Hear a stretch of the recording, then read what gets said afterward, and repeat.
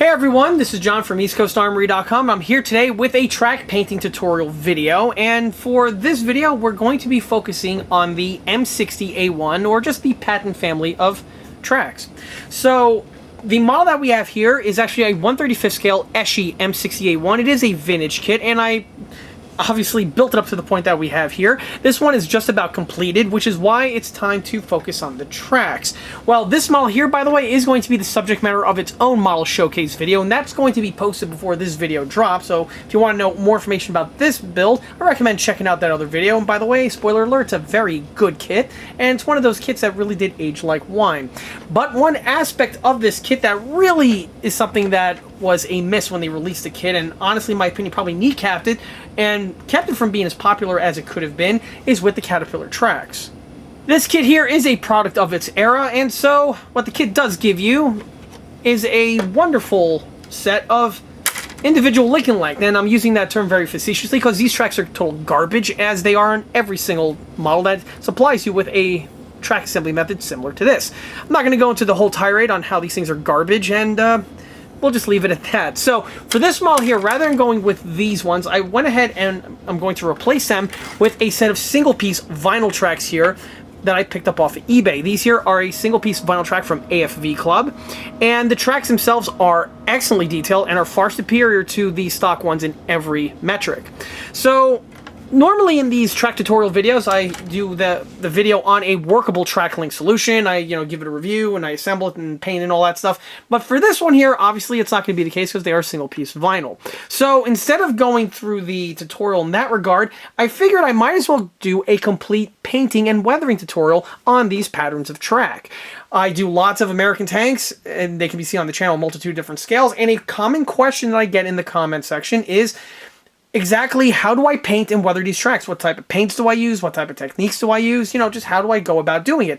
And so rather than constantly using the same copy pasta response over and over again, well, I might as well go ahead and show you all exactly what the techniques are that I use to paint and weather my tracks and get them from this point here all the way up to the final condition that you'll see when they get fitted to the model. Also, as a quick recap, these tracks here do time absolutely perfectly and flawlessly with the Eschi sprockets, so there shouldn't be any timing problems when it comes for securing and mounting the tracks onto the model. But we'll see how that pans out as the video goes on. So the first thing I'm going to do is to get the units into paint, and this is the first question that I always get asked, is what paint do you use and how do you apply it? Well, for the application, airbrush. For the paint, tried and true, Tamiya flat black. A lot of people would be wondering if they can use some kind of a spray paint type material, and although spray painting does have lots of benefits to it, it's way easier, it's cheaper, and it just makes things just a bit more convenient. Unfortunately, I moved away from spray paints about 10 years ago, and I'll tell you why. One time, actually it happened more than one occasion, I almost ruined a pair of single piece vinyl tracks because the paint had a negative reaction to the rubber itself. I have also had a few close calls where the paint was applied and the track started to have negative results with the paint, and it started even dissolving the actual rubber. So because of this, I went ahead and just threw the baby out with the bathwater, and so I do not paint my tracks with my single piece vinyl tracks with spray paints. Spray paints are an enamel, so I also stay away from all sorts of enamels. Tamiya bottled paint here is acrylic. These are acrylic paints. Another follower of mine was wondering if the Tamiya spray paints are acrylic, and that's not true. They are indeed enamel. I have an old can floating around here of olive drab. I've utilized it before. This stuff is enamel, rest assured. If you ever get some on your hands, you're going to need paint thinner to get it off because it's enamel based. Not the bottles. The bottles exclusively are acrylic.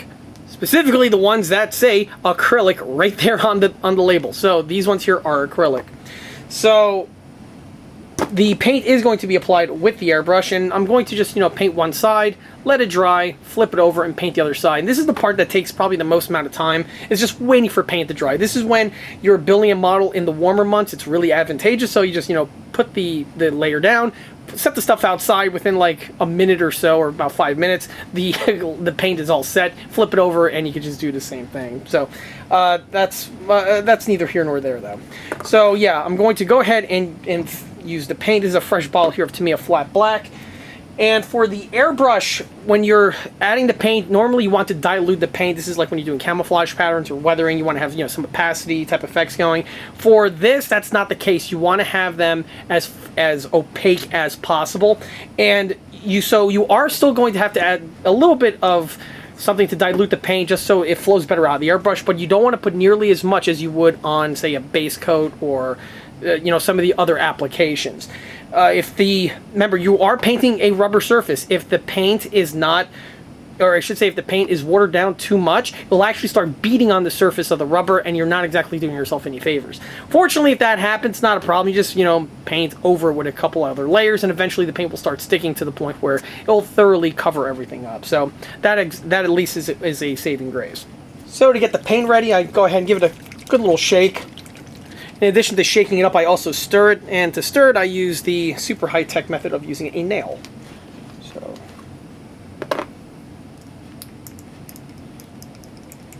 just a few swirls. Make sure that the paint is thoroughly mixed. If it's not, it could have some interesting effects, none of which are really that ideal for this application. Okay.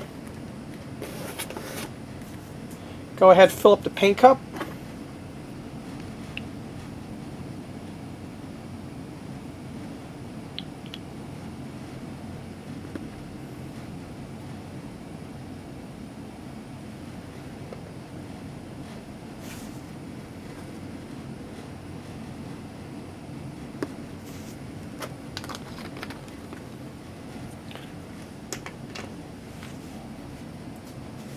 To dilute the paint, some people will use, you know, fancy acrylic thinners or a rubbing alcohol of one flavor or another. Me, tap water. No more, no less. And as I mentioned before, you don't want to use that much on this compared to the, you know, other techniques that I generally mention in these videos. That's it. Just a few drops or two.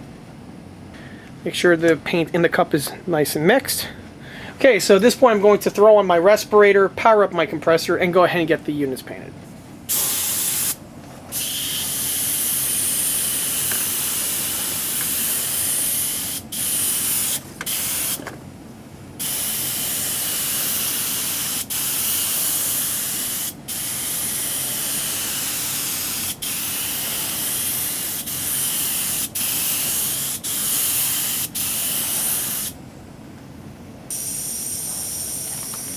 Okay, so one thing I noticed, and I'm glad that this happened so I could point it out, I did add slightly too much water to the mix, because you can see that right here it is bubbling, or I should say just blistering off of the surface. This has to do with, again, I added slightly too much water to the dilution. So what I'm going to do is I'm just going to set this aside, let it dry, and then I'm just going to go ahead and add another layer of paint over it. Like I stated before, once this stuff dries, it's very thin, so, you know, I could just go over with another layer, and if anything, this will just help it stick that much better when the time does come. So, well, let's just go ahead and cut across to when I'm applying the second coat. Okay, so here are the tracks, fresh back from the sun, and this is what it looks like when the paint beads off. So it looks pretty gnarly right now, but rest assured it's not going to be a problem. Once the second coat goes on, it just blends in together. Trust me on that. So for this time, I'm actually just going to roll with the paint straight from the bottle instead of adding anything to dilute it, because I think that should be more than enough to get the thing thoroughly coated. So make sure the paint's nice and mixed.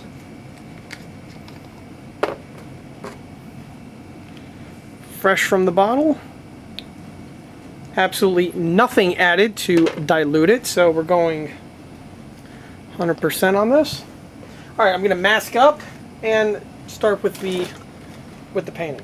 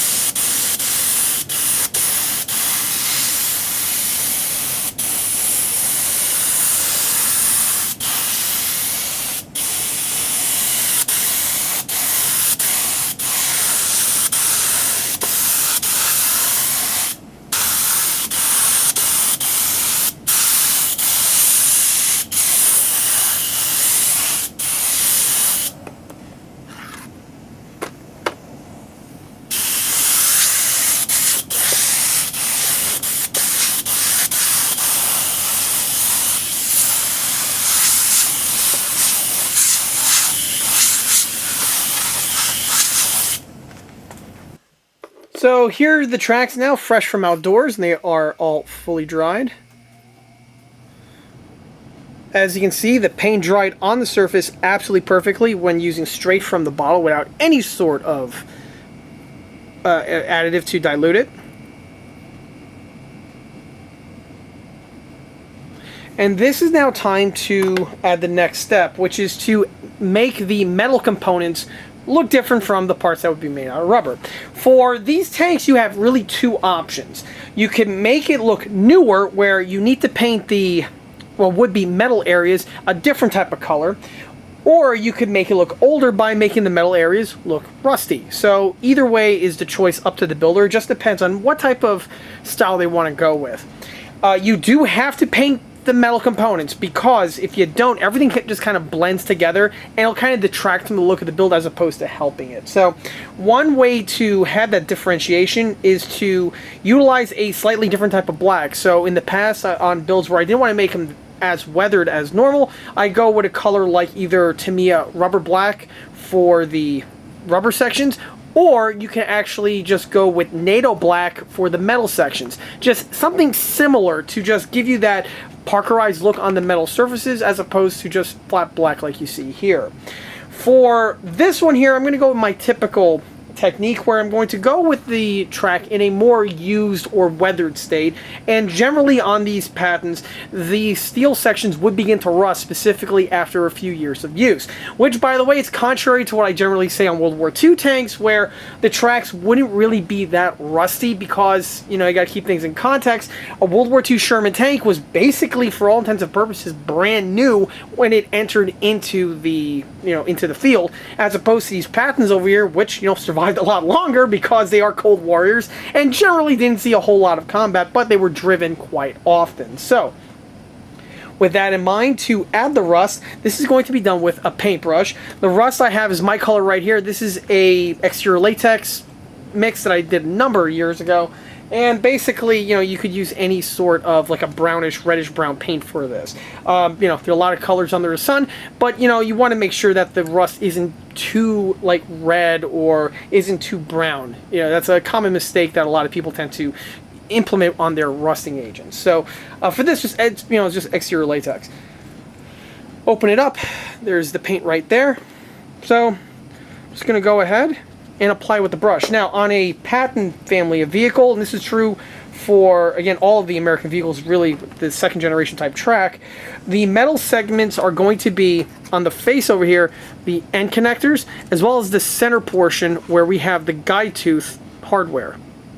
It's actually a clamp, and it's what helps secures everything in place.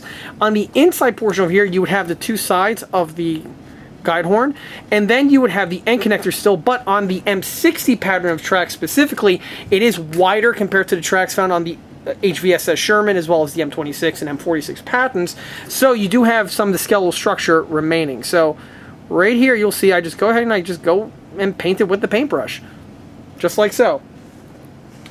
So this is probably the one part that takes the, I guess, the most amount of time, and they just have to carefully just paint everything. But once the paint work is applied, it actually goes by pretty quick. Needless to say, when you're going over these areas here, you want to make sure you don't get the paint onto the rubber areas. That would be a bit anachronistic, I should say. You definitely don't want to do that. So just brush the paint onto the various surfaces. And then, once it's done, it'll look something like this. So here are the tracks now with the end sections painted. I only painted the inner ones. I am going to flip them over and paint the remainder momentarily. But before I do, I want to show that with the way the track is, you do have segments, or I should say the slits are molded hollow. So the paint, being a little bit runny, tends to want to run through into these sections over here. And this is something that could potentially hurt the look. So what I do is I take the airbrush, and with nothing but air, I go ahead and just, blow the air in to just clean up the sections of the track where the paint are puddling in sections where I really don't want it. So, because this paint dries very, very thin, it will actually dry somewhat translucent, which will actually act as almost as like a filter, if anything else. So, like we see right over here, you really don't want it in that area, so I'm just gonna blast it and you can see how much better it looks now.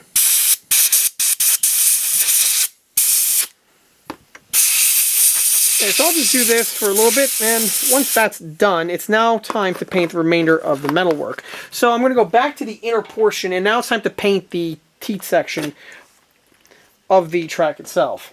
This here is again done with the same paint, with the same paintbrush, and I'm just going to carefully just paint, or apply the paint to the appropriate locations.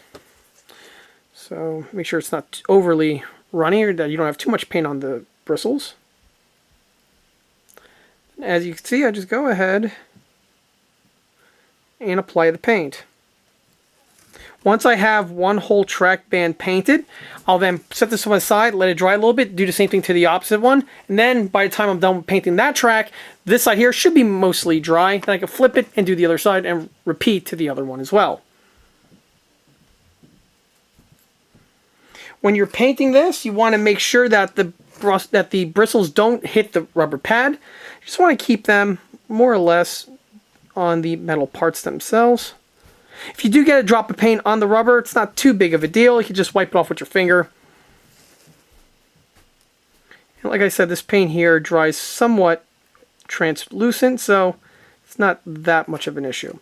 Also, as the paint dries, you'll have this type of look to it, as you can see. So it does have a very realistic effect as opposed to just having the thing with solid opacity. You can add a second coat if need be, but in my opinion, one coat should be more than suffice for the job at hand.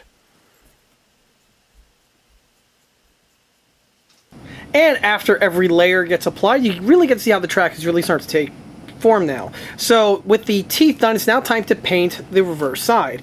And I went ahead and took care of this one off screen, and as you can see, it goes by really quick. So needless to say, on this one here, you're gonna have to be very careful, but it does go by quicker with the application of the paint. You want to paint just the metal sections of the teeth that I mentioned before, as well as the end connectors. And again, all done with the paintbrush. This is one of those things where you do want to be careful because you want to make sure that you have just the right amount of paint on the brush. Too much and it can overspill and just run all over the place. That's not doing you any favors. But the good news is once you have the thing dialed in, it's just one straight line and you're all set. So, see if I can go ahead and pull this off on camera. I like to, by the way, practice on the inner portion over here where it's not really that relevant, but you get to see exactly how runny the paint is. So once you line the brush up, you just go ahead and run it through. If you get any extra on the outside, just wipe it off with your finger and you'll be good to go. So here we go.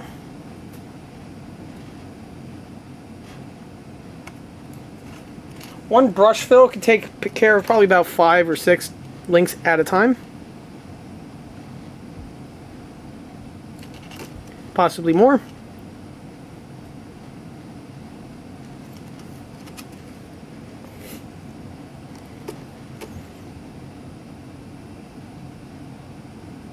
You also want to have a good brush for this. This is not the type of procedure you want to use a old brush for. If you have a brush that the ends are fraying, maybe it's time to, just buy another brush.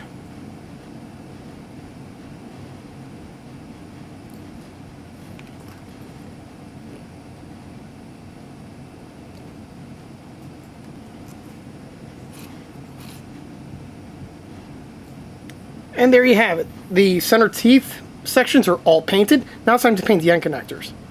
So for painting the end connectors, basically it's the same type of story. Oh, also on the inner portion over here, I want to get some paint on the underside. Believe it or not, this will be somewhat visible once the track bands go together.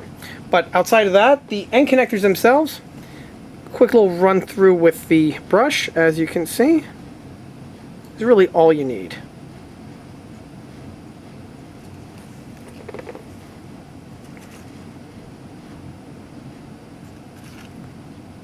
By the way, in case anyone is wondering, this exact same painting technique is done on just about every single tank that has the same pattern of track. Be it an M60, an M48, the M46, but it'll also be the same for the M26 Pershing, the Leopard 1, the Leopard 2, the Abrams, very similar with the track design. In fact, this track design here is pretty much standard on military vehicles. Okay, so After the last stroke goes on, the track here now has all of the metal sections weathered. The next thing to do is add the rubber weathering effects. These effects are done really simply, and they're done with an airbrush. The color I'm going to use is flat white. Here we have just flat exterior latex. It has been thinned down, and you actually want it in a fairly thin manner. You can apply it almost like a wash. Only unlike a wash, it's going to be applied a bit more strategically. So we're going to add basically a thin little line on each of the sections, on the exterior as well as on the interior. On the exterior portions, in order to give the look that the vehicle was driven, the white paint's quickly going to be wiped off of the front portion of the chevrons. So basically the white is just going to be found on the inner recesses that we have underneath these chevron portions on the pad. On the inner portion, I'm going to do the same, and to basically just wipe it down with your two fingers here. You apply it, then and you got to go by really quick. Reason why I'm mentioning all this now is because it's going to be hard to show it or describe and show it at the same time. Once the paint is rubbed off, it'll have the effect where it'll show that the chevrons are, and also the other portions, are darker than the other location. This is important because on the outer portion, if you've ever seen these vehicles with rubber pads driven, the outer portion of the pad that makes contact with the ground, specifically if you drive on cement or pavement, it's going to wear very quickly. And so it will be a darker black, fresh color compared to the inner portions, which hardly ever get touched. On the inner portions of the track, the wheels roll on these areas over here, so these will again have an effect of polishing out the rubber surfaces, and it'll prevent them from getting that white chalky look that you would see on, rubber that's not really making contact with anything. Okay, with all that out of the way, now that you know how I'm going to do it and why I'm going to do it, let me show you actually me doing it.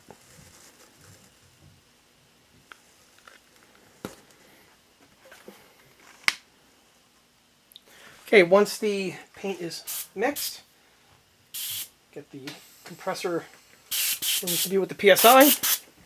All right, here we go.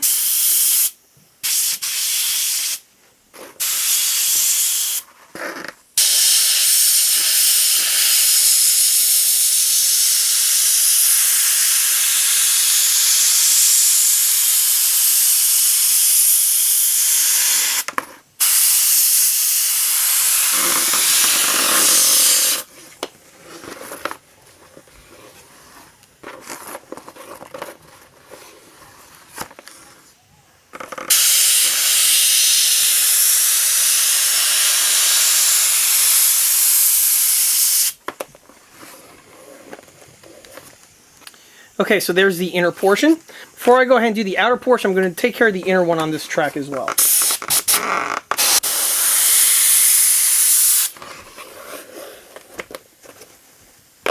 Okay, so the inner sections are now done. Let's go ahead and do the outer section. There's just a little bit of water from before, so I'm just getting it off the surface to make sure the surface is nice and prepped. You don't want to have any moisture on the surface. It can potentially cause problems. So.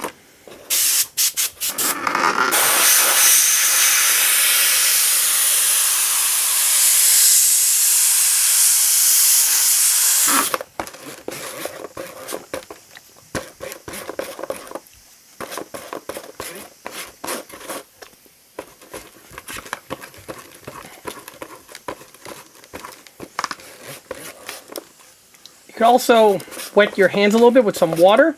That will also help with rubbing the paint off of the unneeded areas, or I should say the unwanted areas.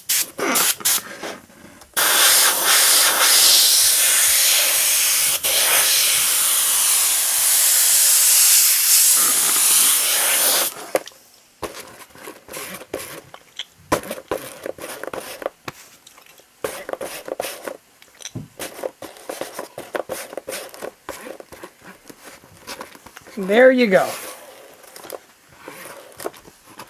With the units wiped off, and once they dry up with the water I had on the surface, you get to see the look that I was referring to. This track here is all set, so let me go ahead and just do the same to the opposite one.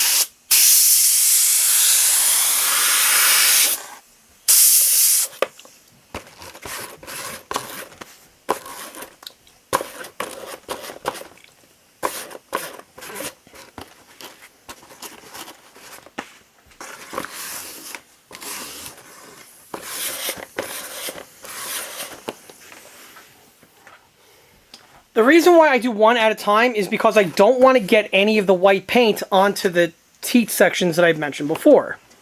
Once the paint fully sets, that is going to be your final outcome. And it's at this point now where I can go ahead and get the tracks assembled and fit it to the model. Here you get to see one of the tracks assembled and it's going through its dry time. We can do the same with this one over here. This track here has a little peg on it from the sprue. You simply just snip that off with a pair of clean cut snips. Make sure that the piece has hardly any burr or no burr at all. That's really all you need. From there, I'm going to take an X-Acto. I'm going to scrape up just a little bit of these areas over here just to remove the paint on the surface. I'm going to do the same with the opposite side. This so it's rubber on rubber getting glued together, and it will make for a stronger bond. Now, when it comes to scratching it, I'm not going to scratch the area here that you see that we have these little cutouts, and that's because you will actually see them when the track is assembled on the reverse side. So you want to be careful on that location. So I'm just going to go ahead and scratch up the center portions.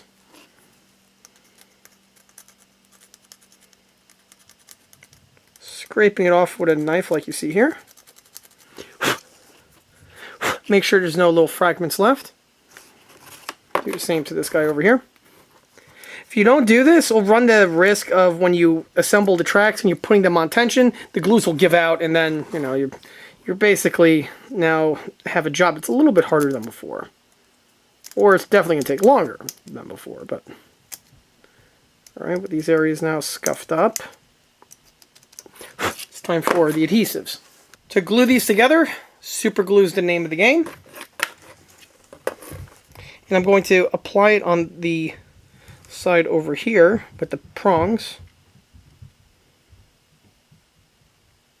I've also applied it on the reverse side. You could basically use either.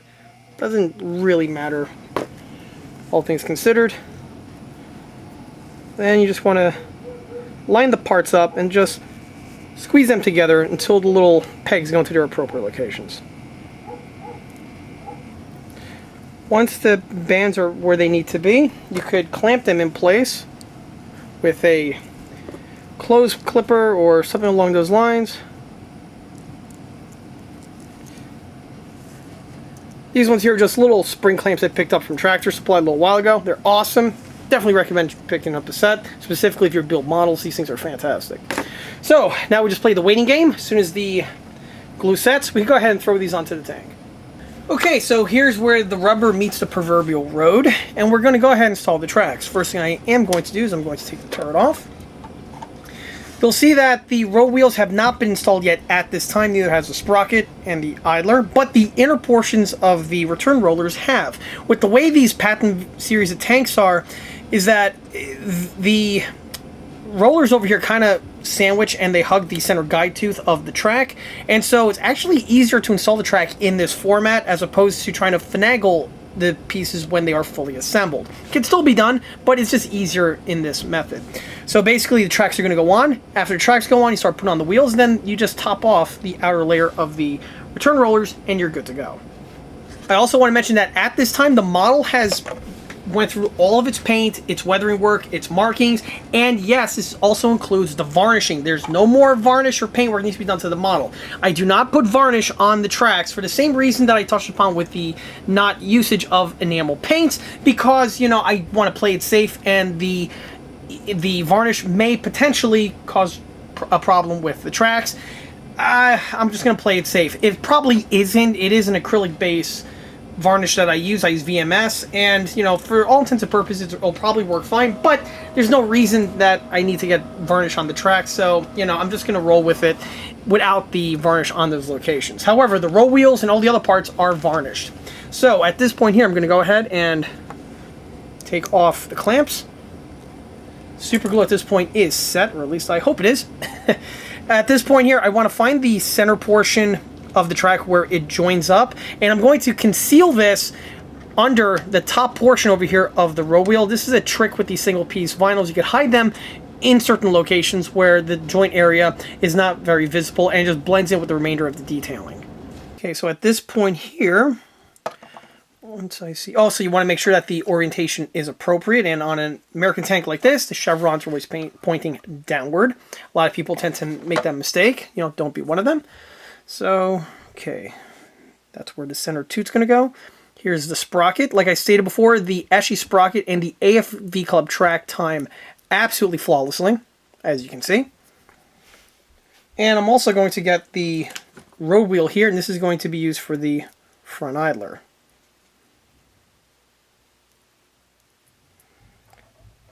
At this point here, I'm just going to go ahead and install these two locations, or these two wheels, I should say.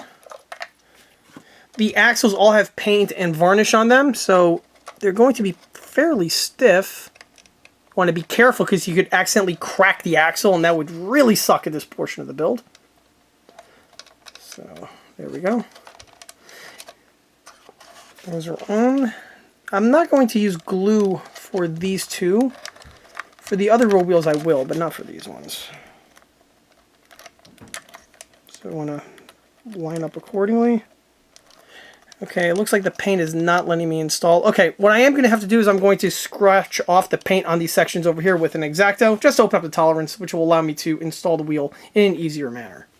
Actually scratched that. As it turns out, on the Eschi M60, the front wheels are not the same as the remainder of the road wheels, and the center axle is a slightly different size. So it's a good thing I caught that when I did, and that means I could just continue with the installation as I was planning on doing before.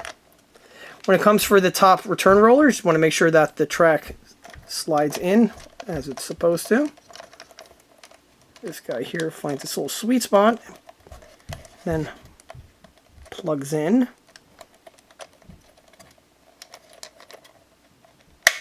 Just like so. Okay, good. Now from here I'm going to go ahead and install all the road wheels. As you can see, I always install the wheels at the very end of the build because this actually makes the installation of the track a little bit easier.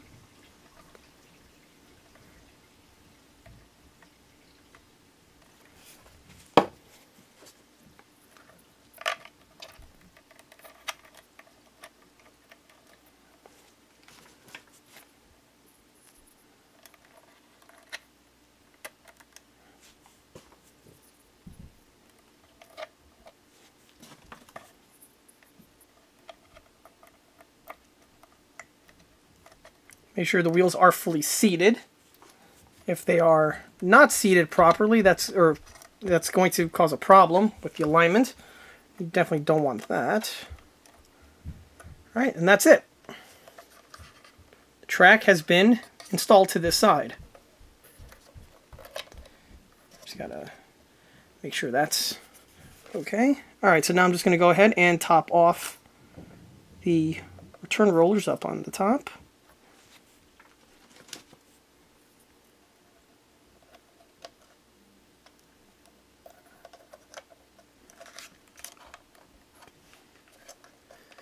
When it's all done, just make sure that the teeth are not being hung up onto the idlers, or on the rollers, I should say, and the assembly and installation is complete. Now I'm going to go ahead and repeat the exact same procedure to the opposite side, but there's really no point getting that on camera. With the tracks installed, you get to see what the model looks like now on its feet. One thing I do want to mention about the AFV Club tracks is that they fit absolutely perfectly onto the tank, and I'm not just referring to the timing as I mentioned before, but also with the length of track. The number links is exactly where it needs to be. The track's not too tight, not too loose, and it has the look of the live track which would be appropriate for this pattern of vehicle. This, by the way, is another advantage that the single-piece vinyl has specifically for these type of tanks, is that the single-piece vinyl does probably the best replication of the live track that would be found on these vehicles. I should say the individual link, that's just worthless for literally everything. I don't care what anyone has to say. It's a crap, track method. But the workable track links are also excellent. I utilize the AFV Club tracks on my other Eschi builds I've done for customers and other builds in the past. And although the AFV Club workable tracks are good and are fantastic to upgrade an Eschi build like this one here, they still don't give you that bent, curled look that the single-piece vinyl tracks do give you. So that is something definitely to keep in mind if you're looking for a patent track solution and you're just trying to see what is out there on the market. Sadly, unlike their Sherman tracks, these components here, they do not sell loose as like an accessory. So this is the type of thing that you're just going to have to find parted out on the internet. Either, like I did with these ones here. I found them on eBay, and they are, or I should say, they should be somewhat easy to come by. There's one vendor who seems to have a ton of them, but regardless, if you're interested in them, I would recommend jumping on them sooner than later, because these are the type of thing that once they're gone, they're gone. So with that in mind, though, they are great on the SE M60, and I would definitely utilize them again on any number of builds similar to this one here. And with the way the model's painted, you get to see how the weathering just blends in, and it definitely complements the remainder of the weathering work that's found on the build itself. From here, the build is going to enter into completion, where I just need to add the antennas and the airbrush soot on the 105, as well as also on the exhaust, but you know, that's something I'm going to be referencing in the model showcase video for this exact project.